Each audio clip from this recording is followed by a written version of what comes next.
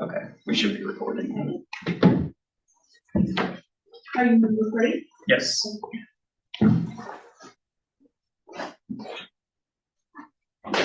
right, welcome everyone. Sorry for the delay. Today we're welcoming Dr. Manoj Srinivasan, who's visiting Cornell from Ohio State University. Brown, actually. Huh? He's visiting Brown. Oh, but visiting from Ohio State University, where he's in the mechanical engineering and aerospace engineering department. At Brown, he's visiting the Department of Evolution, Ecology, and Organismal Biology, but also collaborates with some cognitive scientists. I believe you got your PhD at Cornell in engineering. That's right. Okay. And is broadly interested in how humans and animals and robots move, how and why they do so, including especially optimization considerations, as well as the perceptual information available to them, especially for the sake of improving assistive devices and species, etc. Yeah, so we're very welcome. We're very happy to welcome him today. Thank you. I just want to add that Manoj's here all year on sabbatical, so if people want to interact with him in other ways, he's around.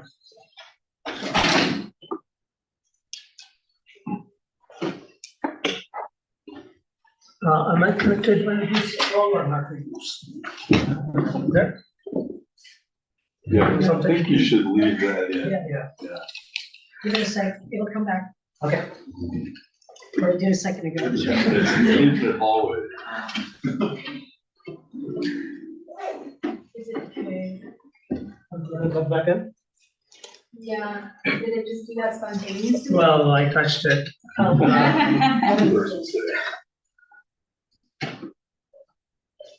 So it's not on Wi-Fi, right? No. There it is. Okay. There. Sounds good. Okay. Please feel free to stop me whenever you like, if you have any questions or clarifications, or want to make a remark. Thanks, Cassandra, for having me here, and Bill for having me here. So this talk is broadly going to be focused on locomotor learning and adaptation. But along the way, we will talk about some earlier work on just models of legged locomotion in general, because we need that sort of basis for building models of locomotor learning. This is work led by Nidhi, and the work is on bioRxiv now, and hopefully the paper should be out in a couple of weeks or so. Okay, so let me just introduce the problem of locomotor adaptation. And this is locomotor adaptation adults, not necessarily locomotor learning in children, right? So what do we mean by adaptation in this context? Healthy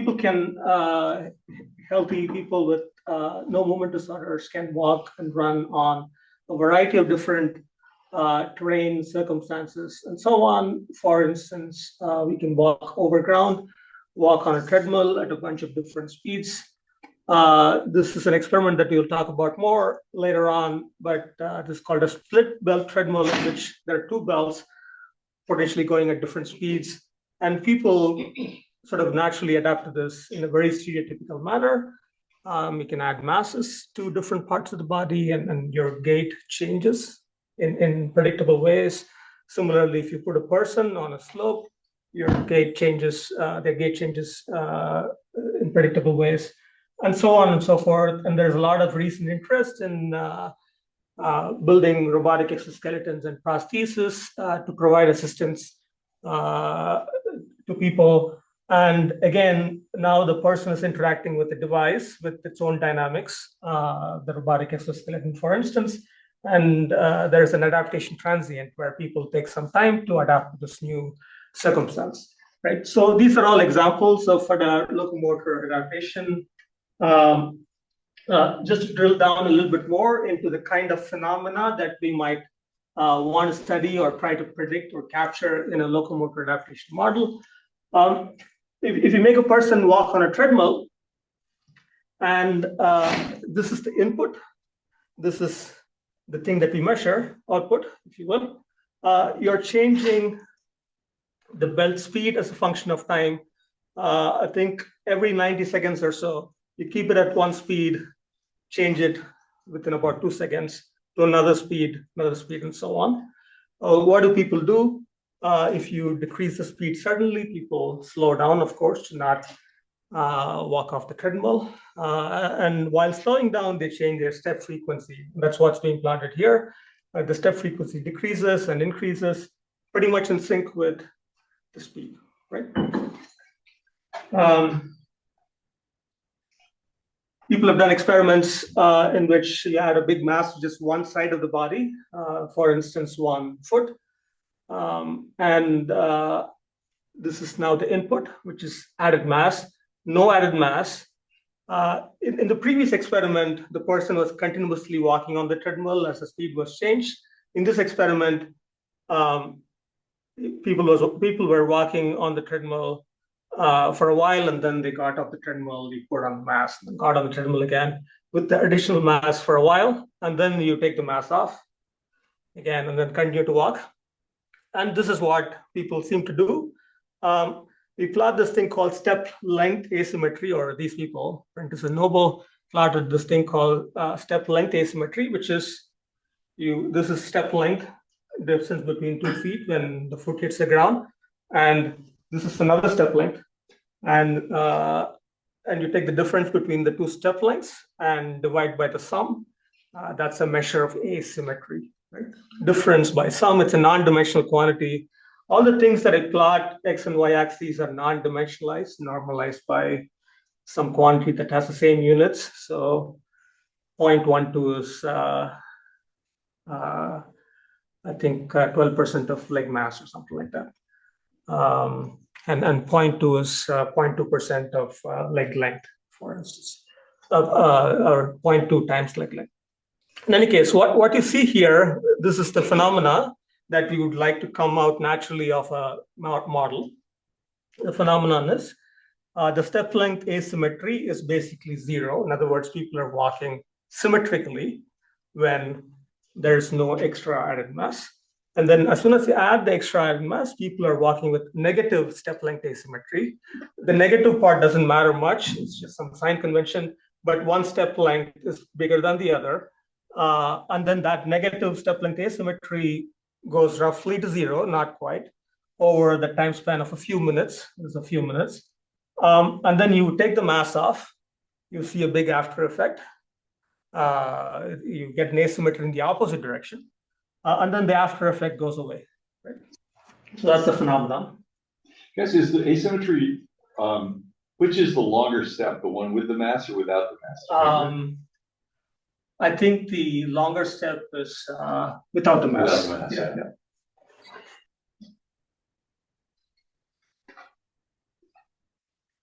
Yeah. And this is the split belt treadmill adaptation protocol. And this is perhaps most widely used protocol for studying locomotor adaptation, where you're walking on 2 belts. The belts may be going at different speeds. Here's a video that's going to play in a second. But the protocol usually looks like this, although this video has a slightly different protocol. The protocol usually looks like people are walking with a tied belt scenario where the 2 belts are going at the same speed, right? And then at some point in time, the 2 belts become 2 different speeds. The 2 different speeds are very often very different, twice, right? So one leg is going at 0.7 meters per second, the other leg is going at 1.4 meters per second, very different. And then at some point it goes back to normal again. And we want to see the adaptation transients. And then there's maybe a few hundred articles on these, notably by Amy Bastian at Johns Hopkins. This is a video from their group. And if you notice, let me play the video again. So in this case, the treadmill starts immediately in the split condition, and you notice that the further away leg is going slower and also stepping for a shorter distance. So the step length is smaller for the further leg, which is on the slow belt, and then the fast belt, the leg has a bigger excursion. So if you do this protocol, this is what happens. You're walking basically with no asymmetry. Step length asymmetry is 0. And then once the split belt condition is introduced, you get a big negative asymmetry. And then over the time scale of now 10 to 15 minutes, right? It's a long experiment. They're just walking in this condition for a very long time. In about 10 minutes, you get to what seems like step length symmetry, 6 to 10 minutes. And then if you let the person continue to walk and adapt, they actually become asymmetric in the opposite direction. Okay, that's the phenomenon. Forever, people were doing the 10-minute version of the experiment in the first, 200 papers on split belt adaptation. And they thought, oh, people are going to symmetry. And then the 201st paper did a 45-minute version of the experiment and found that people were systematically asymmetric in the opposite direction. Okay, so those are just examples of experimental data, and this is the experiment that found the positive step length asymmetry make people go longer. Go ahead. So the asymmetry is in the step length, but then goes to 0. So I assume that then there's going to be an asymmetry in the temporal dimension. That's right. You have to have some asymmetry, otherwise you're not going to be able to walk. So that's exactly right. So this is a particular measure of symmetry. There's no unique measure of symmetry. Yeah. You can measure symmetry with respect to time, like you just said, or I don't know, even arm swing, all kinds of symmetry measures with respect to various kinematic or kinetic measures, like how much force you're exerting, etc. There's just one thing that people seem to have chosen to track, and there is going to be an asymmetry in the opposite, in other things, absolutely, yeah. Okay, so those are experimental data, and I just want to draw your attention to the different phases. We want to break up the adaptation transients into different phases. We're just using the split belt plot, the same plot repeated 6 times. This is normal walking on a tight belt. There is a big initial transient, very fast, over about 2 or 3 seconds, 1 or 2 or 3 seconds. And then a slow transient over 10 to 40 minutes. And then there's a steady state of sorts. So you might call that steady state of learning. And then when you go back to normal treadmill, there's a fast after effect transient, again, 1 or 2 seconds. And then if you continue to walk normally on the normal treadmill, there's a slow de-adaptation transient. The de-adaptation transient is actually a bit faster than the adaptation transient.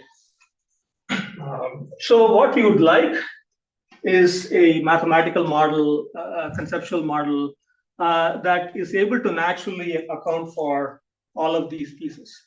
And maybe all of these pieces also gives us clues as to what that model should contain. Okay. Does the de-adaptation go actually to 0? It does go eventually to 0, right? Actually, much faster than the adaptation. Well, the adaptation goes to 0 and then beyond. The adaptation does go to 0, yeah. And the time constant is faster. Yeah.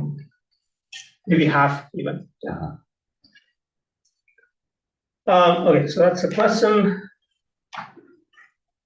Kind of 4 conceptual pieces, and we're going to build them up one by one.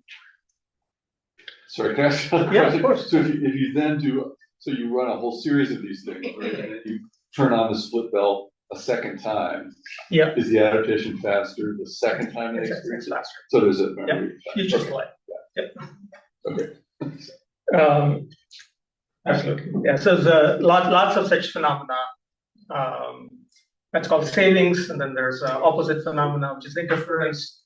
where you train on the opposite speed belt and see if you get a million different versions of the experiment. Okay, so what do we want to do? We want to build up the sort of various conceptual pieces. First conceptual piece, we want to see what explains the steady state of that learning transient, right? So, and what we mean by steady state is like you've been in the new condition for a while, and maybe it's well learned, or maybe it's a familiar walking task already. To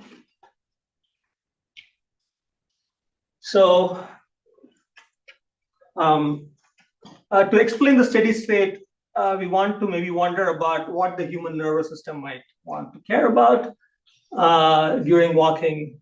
It might care about stability, which is not falling down. Robustness to uncertainty, things might be changing in the world, and you might want to be robust to that. So a bunch of other things like avoiding fatigue, injury, pain, in some cases maximize performance. But it turns out that all of these things can be satisfied usually, and there's still lots of options for a bipedal animal. And an old hypothesis, or a 100-year-old hypothesis, is that the animal, the person, chooses the gait that is approximately energy optimal or effort optimal, subject to these constraints, if you will, like subject to not falling down, subject to not having pain and things like that, minimizing pain and so on. But given that you have additional options, you're trying to minimize energy. This is an old hypothesis, like I said. This is from Ralston, 1958, who measured the energy cost per unit distance of walking on a treadmill at different speeds. The units don't matter that much, but you find that the energy cost has a U-shaped curve. There's a minimum somewhere, and if you observe people are walking close to this minimum, not exactly, but if you plot a histogram of walking speeds, in the real world, there's roughly a peak close to here. It's not like a meter per second away from it or anything like that. Right? So there's maybe like 10-20% error there, but people are close to that. Hugberg did an analogous experiment for step length. He made people walk with short step lengths, long step lengths, and measure the energy cost. And the way you measure energy cost is you put masks on people and measure the oxygen consumption and carbon dioxide consumption. That's energy cost. And then again, there's U-shaped curve, and people are relatively close to walking at the optimal step length. We've done a number of studies over the years related to energy optimality, and a number of colleagues have done that as well, including Bill, over the years. I'm just going to feature one or two of them here. Here's a person. So we want to see if the paths and speeds that people choose when walking and navigating around the world are close to optimal. So in this case, because walking in the real world involves turns, we measure the energy cost of turning by making people walk in circles for a couple of hours. And we make people walk in circles for at different radii and different speeds. Each trial takes about 5 minutes to get one data point, which is why they have to do a lot of trials, and that's why it's 2 hours. And then we can basically construct a cost landscape of energy cost per unit time as a function of radius and walking speed. There's a nonlinear surface there, and then we can fit a regression equation, which has to do with velocity, linear velocity, and angular velocity, omega. And then once we have that energy landscape, we can make behavioral predictions by solving optimization calculations, and then do those behavioral experiments to see if people are close to the predicted optima. So one behavioral experiment you can do is make people walk in circles now, but not at prescribed speeds, but at whatever speed that they want. And people walk systematically slower on smaller circles. So this is radius of circle, this is speed. The yellow box plot is people's walking speeds, and then we can make a model-based prediction. That's the blue stuff, and then sort of lines up reasonably well. In this experiment, people were asked to walk naturally, no specific instructions. Whatever feels natural, I think was the instruction. These folks, Arshalveda, did experiments in which you're walking through, this is top view, walking through these doors, and then you're supposed to walk through these doors. Start from here, end here. You're facing this direction while walking through here. You're facing this direction while walking through here. And there are different target points. And what people did, these are experimental data, 5 or 6 different curves. What people do are these smooth paths that connect the initial and the final point, and while having the tangents aligned with the directions. Of course, people could, in principle, walk in a straight line, make a sharp turn, walk in a straight line, do some strange thing. But if you take the model and try to find the path that minimizes this objective that we came up with a couple of slides ago, and then there's a couple of other terms that we characterized in other papers that have to do with a cost for changing speeds and also changing angular speeds. Although the angular speed cost is not super important, it seems to predict basically similar looking paths to what people do. This is the point.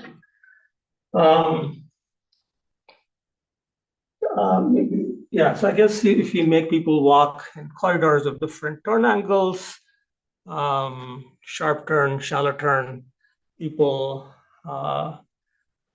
have lower walking speeds. Lower walking speeds as a function of turn angle, and the blue curve is again the model. The yellow blocks are data from DS et al.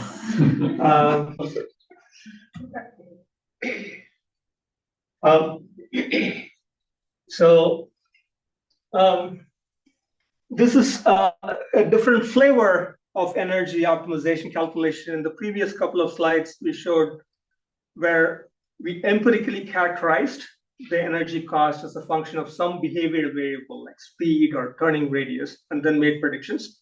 Alternatively, you can make a simulation model, a mathematical model of a person on the computer.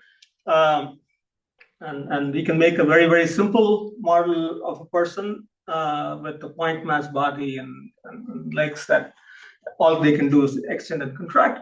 Or you can make a complicated model of a person with lots of muscles. And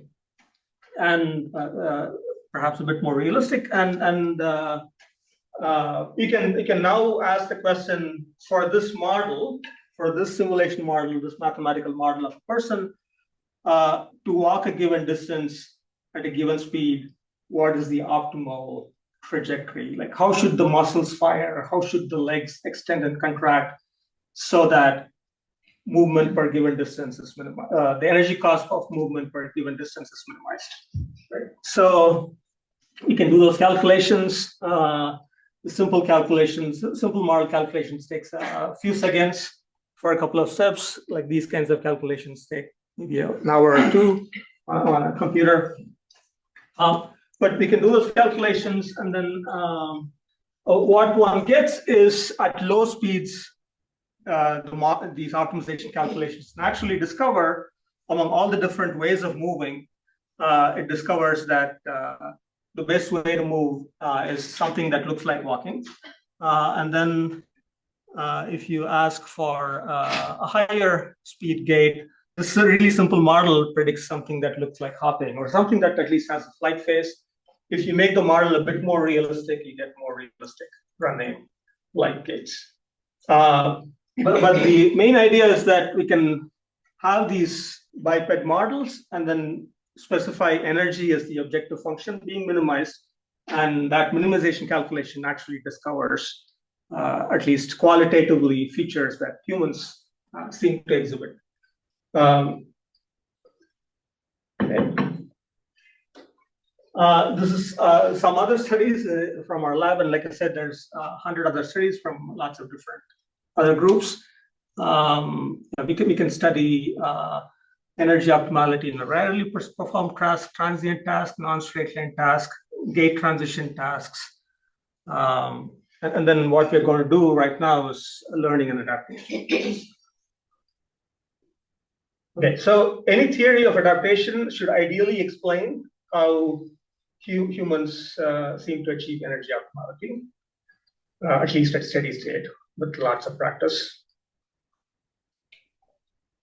Okay, piece number 2 is about the control of human locomotion, specifically maintaining stability, right? So maintaining stability is about not falling down, at least in humans, or not veering off too far away from what you actually want to do. But in any case, humans are top heavy, like our center of mass is up here. And if you turn off all your muscles or not fire them appropriately, you would fall. Right? So without active control, typically you are unstable. What we would like is a characterization of the controller that keeps us stable. You can call that a neural controller or a feedback controller. But the controller would be implemented in some manner by various feed-forward and feedback mechanisms in the human body. So imagine a normal walking cycle, and you pull on a person, and they are in this perturbed state. And then if they are to not fall down, there would be some recovery mechanism that brings them back to normal walking. You can conceptually visualize this as a periodic orbit in some high dimensional space of joint angles and joint angular velocities. And then your perturbation is moving away from that periodic orbit, which is sometimes called the limit cycle. And then there is a recovery transient, which is that you fire your muscles now slightly differently from what you naturally do in a manner that you bring yourself back to normal. And this recovery mechanism, I guess, is what we would call a controller. The controller would be essentially some function, at least one way to write down the controller is some function of the body state and the environmental state, possibly time. But what we would like is what do people do if they find themselves where they don't want to be, I suppose? How do they get back to normal? Right? So that's the controller. And any model of adaptation should account for how humans adapt despite like changing circumstances without falling down. Right? So it needs to perhaps have this controller as a key piece or some understanding of how people are stable. Because on that split belt treadmill, if you don't have a good controller, you will fall down. Here, so we did a variety of experiments over the years to characterize the controller. The controller that we'll use for the adaptation experiment or model is basically one from here. One variety of experiments that we did is these perturbation experiments where we are pulling on people as they're walking like so. And if you notice, I should have put that on loop. If you notice, this person was, which happens to be me, pulled to the left. This person stepped to the left.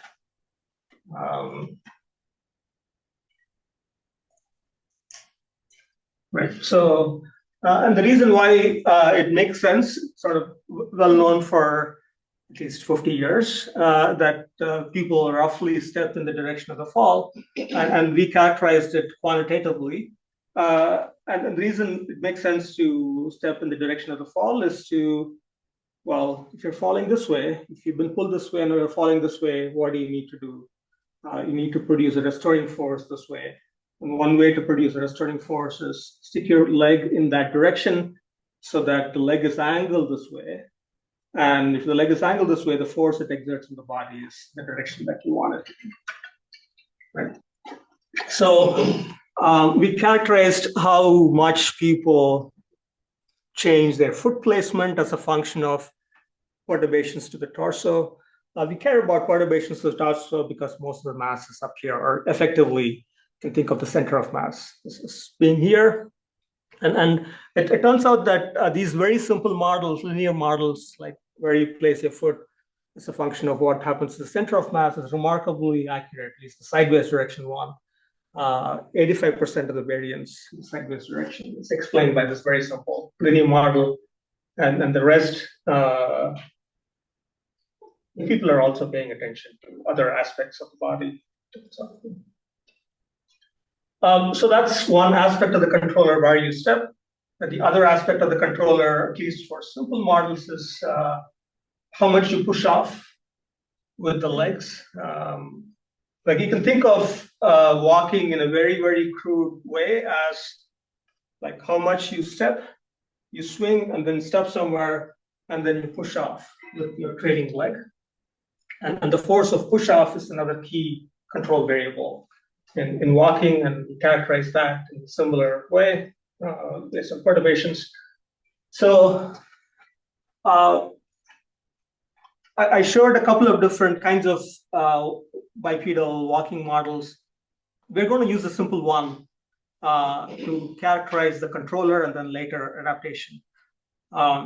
We have a model with essentially a point mass and two legs, and it walks with what's called an inverted pendulum walking gait, where the leg is straight, doesn't change length when it's on the ground, and then it sort of walls over your foot like an inverted pendulum. And then the foot hits the ground. That's called a heel strike. This front foot hits the ground. That is a push off, which is the trailing leg force. So that's the nominal walking gait. And then on top of it is feedback control, which is if you slow it down or speed it up, if you give it a perturbation, how is the step length changed? How is the push off changed, right?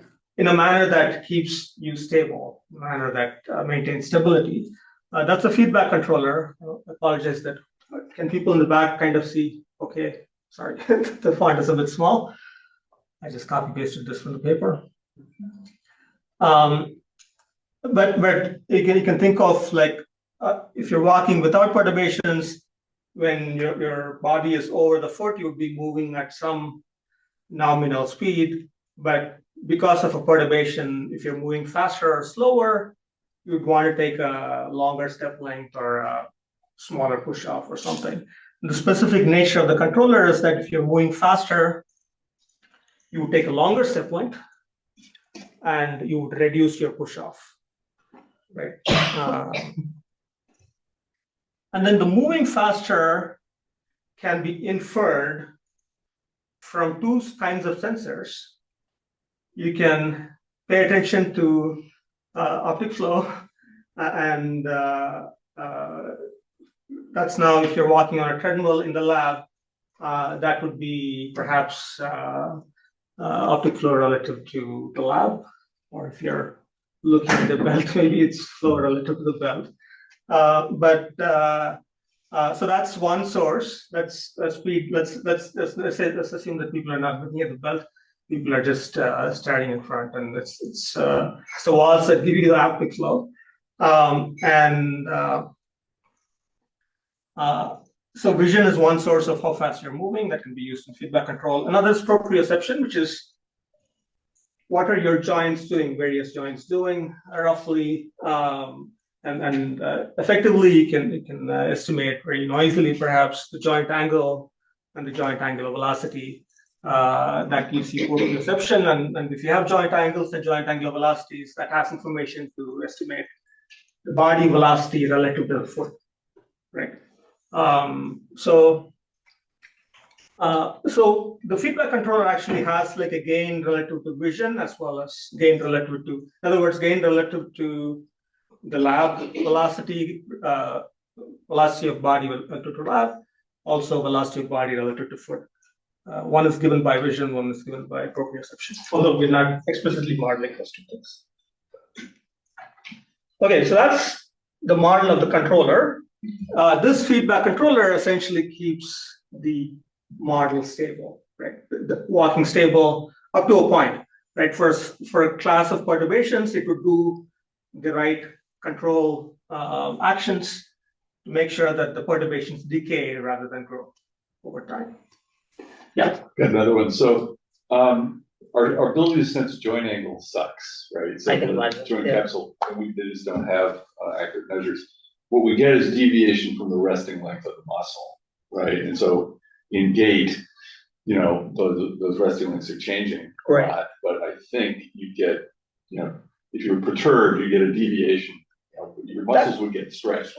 That makes sense. Yeah. So I imagine, yeah, I guess all that information is somehow integrated. I mean, I guess the assumption, implicit assumption here is all that information is somehow integrated into some kind of estimate that has the necessary information to, yeah. So maybe a proxy would be like muscle length changes relative to what they needed Wherever to be, you are in the wherever, subcycle. Yeah, right. sort of a phase-based. Yeah, probably.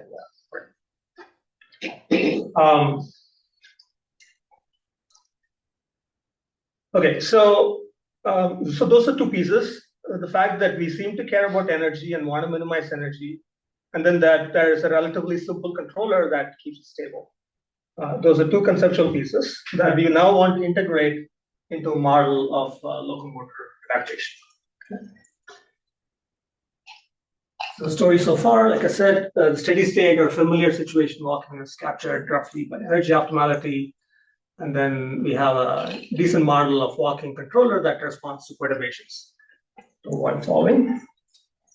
If you want to put that in a block diagram, perhaps it would look like this, where you have the body interacting with the environment, and there is some sensory information that is used by some neural controller, or more broadly, a sensory motor transformation that takes sensory information to muscle forces, for instance, muscle activation, right? So this is, you can call this a feedback controller or sensory motor transfer, something that transforms sensory information to action, right?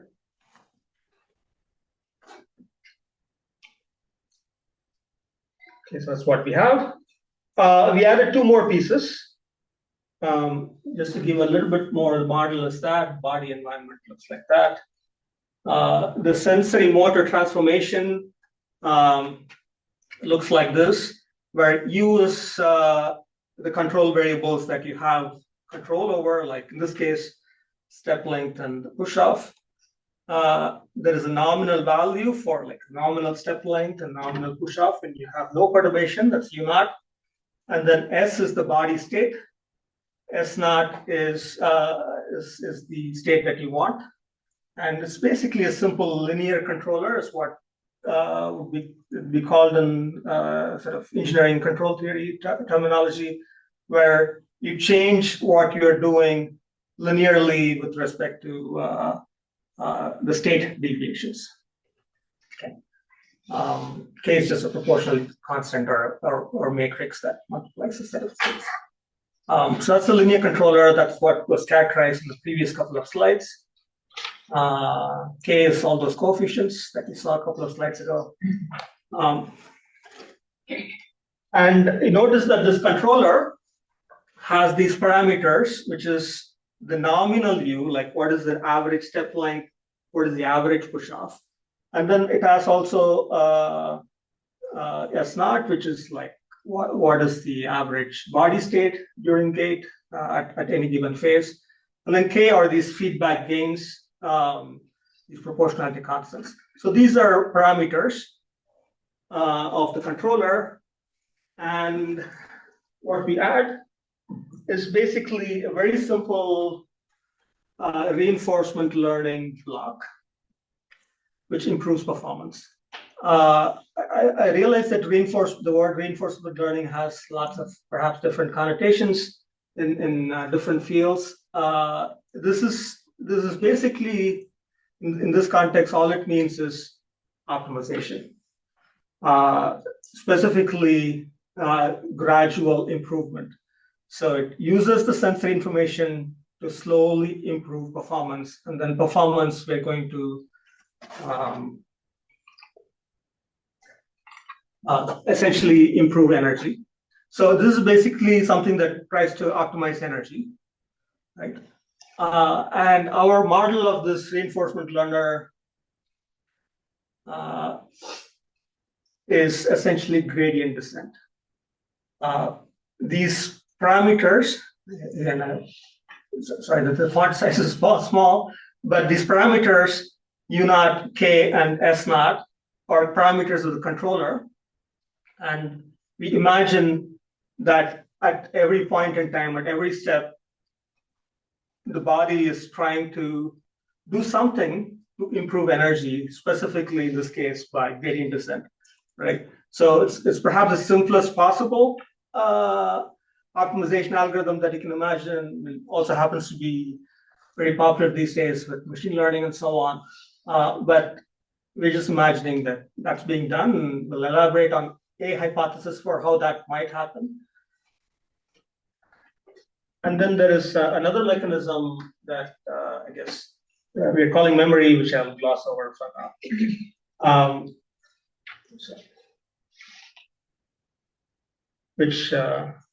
So the performance is could be one of a few things. We're going to primarily focus on energy, but there are other performance measures that people have hypothesized, like symmetry and kinematic task error, as if there were a desired kinematics walking motion that you might want to have, and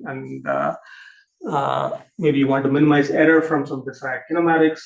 That's another potential performance measure. Most of the stuff that I'll talk about is about minimizing energy, and then later on we'll have a couple of slides on symmetry and kinematic error. So this block is basically interacting with the body and the environment and the feedback controller, and is slowly changing the feedback controller in a manner that lowers energy cost. And then this block is meant to store those improved control strategies. Okay. If you improve the control strategy, I guess you would want to remember it for next use. And then if you find yourself in a previously experienced adaptation situation, you might want to not just try to re-optimize, relearn, but you also might want to use stored memory of your previous experience. So it's maybe a slightly ad hoc tacked on module there, but yeah. Okay, so we are basically positing gradient descent as the principal adaptation mechanism, which is, again, like a few manuscripts have examined that in other tasks in the past. But how are we proposing that the body estimates the gradient? What is the gradient? Gradient is it's this quantity here, grad E. Let's say E is energy, and you have a bunch of parameters in your controller P, and the gradient is the derivative of all of energy with respect to all these parameters, perhaps P1, P2. And how do we suppose that the body estimates a gradient? I guess modern machine learning, people use something called automatic differentiation, which sometimes is called backpropagation, that I guess won the Nobel Prize a week or two ago for essentially estimating this quantity, the gradient, right? So backpropagation is a method for estimating the gradient, but it's unclear to what extent the neural mechanisms are analogous to what happens on modern computers. So we hypothesized, again, this is a hypothesis that exists in the literature, especially in birdsong learning and so on, and also research literature, which is that there's motor variability. So when you're walking, each step is slightly different from every other step. This variability could be due to a number of different reasons. It could be due to the fact that there is sensory noise that percolates through the system, so you're making like steps that are slightly different every time. There's motor noise. Your muscles are very noisy. You're not able to produce a constant force however hard you try, right? So there's noise due to that. So these are just inevitable noise that you just cannot avoid, perhaps. And then the hypothesis is that there is additional variability that the body adds to normal walking, essentially to figure out the landscape, not the physical landscape, but the energy landscape, whatever landscape that you're trying to optimize. It sort of adds this. So each step is slightly different, quote unquote, intentionally. And those slight differences over 20, 30 steps gives you information about if you change your control parameters slightly, how would the energy change, right? So it gives you a mapping between energy or whatever objective and your control parameters. And that's how the gradient is determined. The gradient is basically, you do a linear regression between energy and the control parameters, and the coefficient is basically the gradient. And the hypothesis is that on each step, you estimate the gradient based on the last 20, 30 steps or so, and you modify the control parameters in the direction of the negative gradient. So that's the gradient descent, and you do that over and over again. And then on each step, you modify the control parameters based on taking this negative gradient step. But then you do not execute that exactly. You add a little bit of noise to it while executing, so that you're constantly exciting the system to constantly be able to estimate the gradient. Right? So that's the very simple optimization algorithm. So the noise, I'm sorry, the noise is introduced to actually find the gradient. That's right. Yeah. So it's like a perturbated, a kind of a voluntary perturbation to see where things go. Yeah. Right. Cool. So we're proposing this as a third source of noise: sensory noise, motor noise, and then exploratory noise, I guess, which is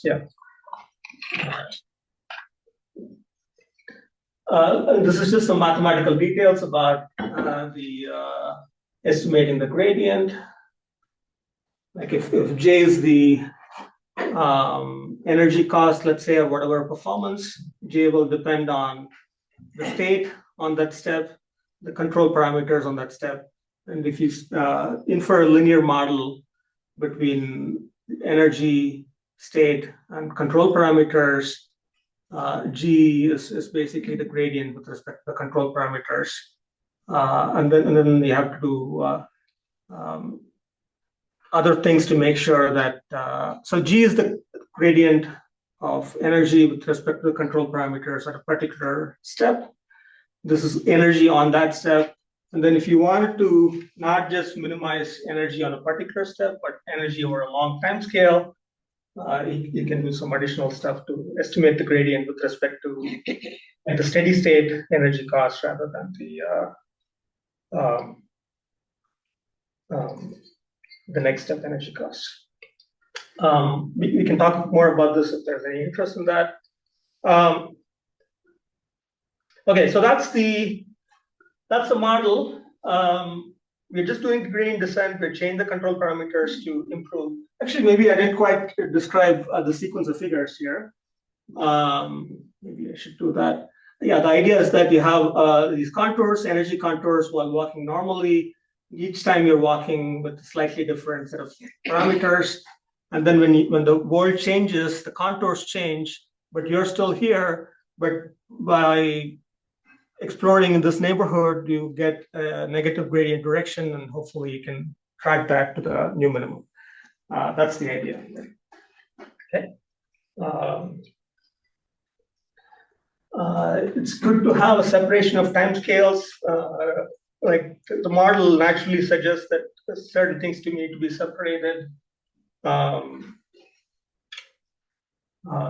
Like gradient descent has a learning rate timescale that needs to be sufficiently slower than your timescale of estimating the gradient. Oops.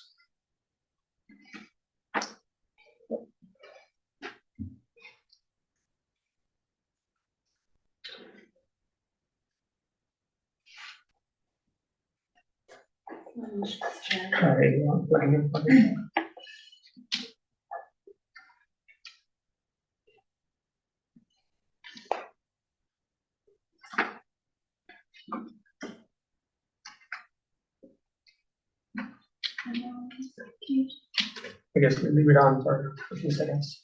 Yeah. Oh, okay. So let me skip over some of these things. So that's the model. How did the model do in comparison with the experimental data? I suppose it did pretty well.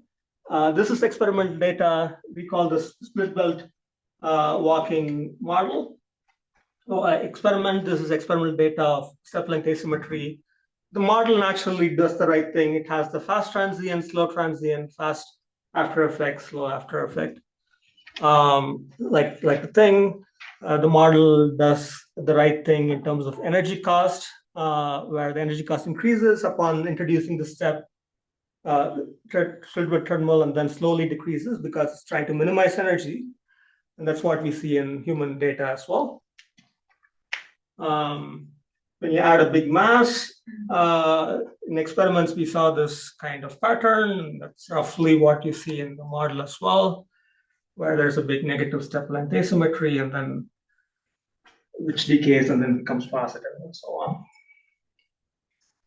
on. It can capture, like if you change the speed of the treadmill every few seconds, this is what the model does. This is what the experimental data does.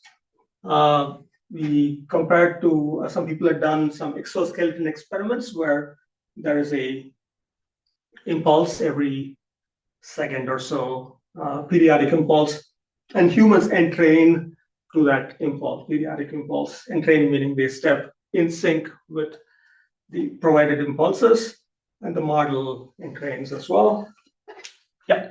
I think I missed this, but the optimizer is optimizing based on a series of previous steps that isn't the whole history. That's right. And is the number of steps that it's using, does that differ between each of these? In all these cases, we used about 20 to 30 steps. I think it's about 30 steps in every one of these. That's a good question. Actually, in every one of them, we used 30 steps, and maybe for this one, it worked a little bit better when we tried 20 steps or lower, I think, yeah, for reasons we don't fully understand.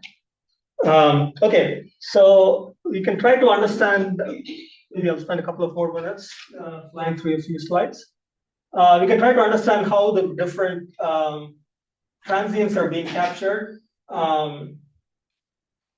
We can understand like the different, like the causes, at least in the model, for the different pieces of the adaptation transient by doing ablation or sort of computational lesion experiments. We can remove or degrade a module, a component in this picture to see the effect of it, right? So we can degrade the feedback controller, right? So the thing that keeps you stable, the proportionality constant K, that's a feedback gain. You can degrade it and see what happens. Well, the model falls down very often, or at the very least, adaptation is highly degraded as you degrade the feedback controller.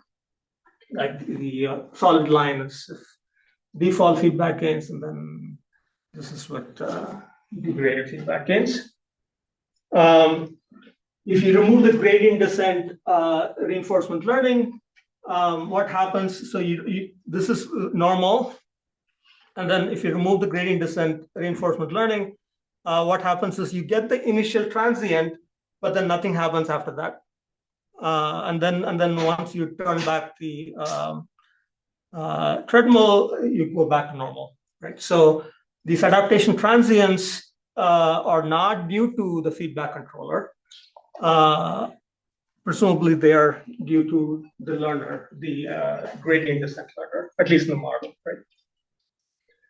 You can change the learning rate to make the adaptation transients faster or slower. You can increase sensory noise to degrade adaptation. So those are just different levels of sensory noise. Recall that we had this module for stored memory. I didn't quite describe exactly how it worked.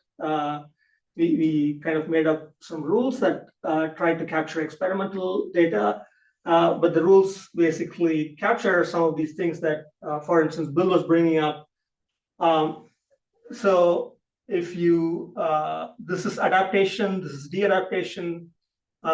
If you have this memory of normal, then de-adaptation is faster than adaptation.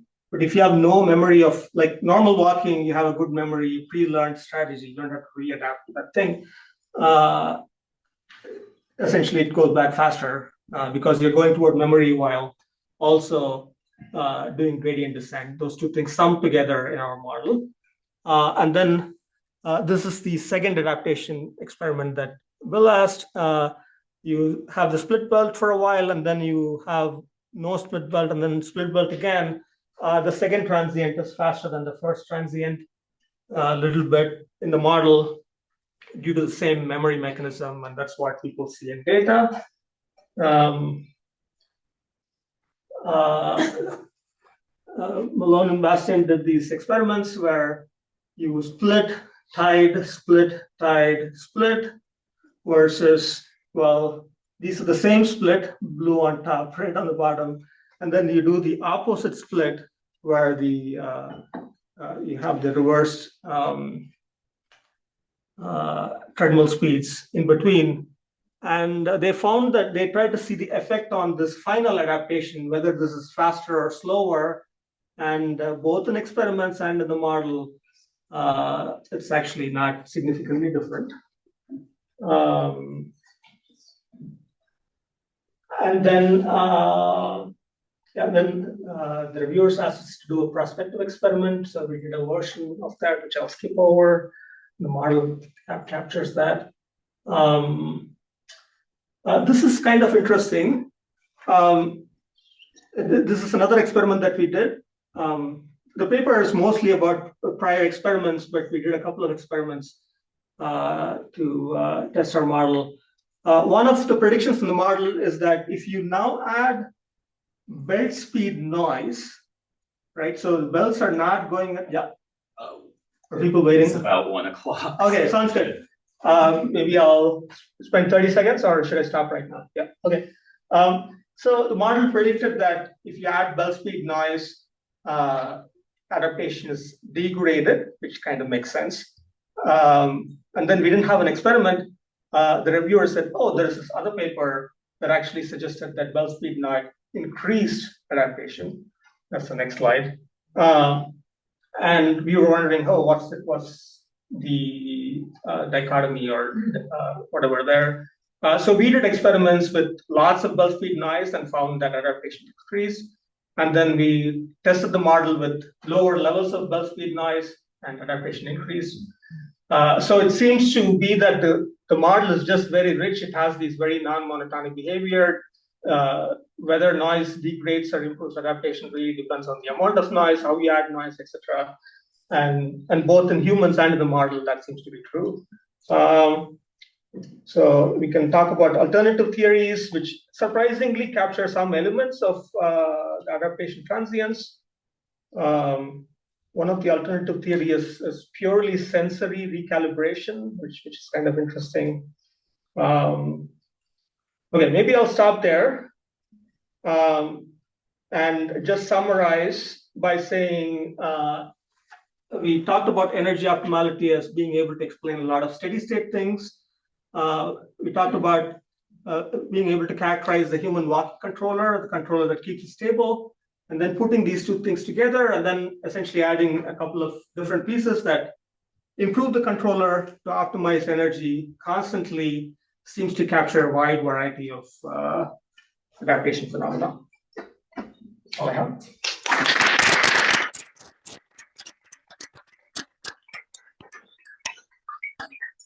So we have to leave this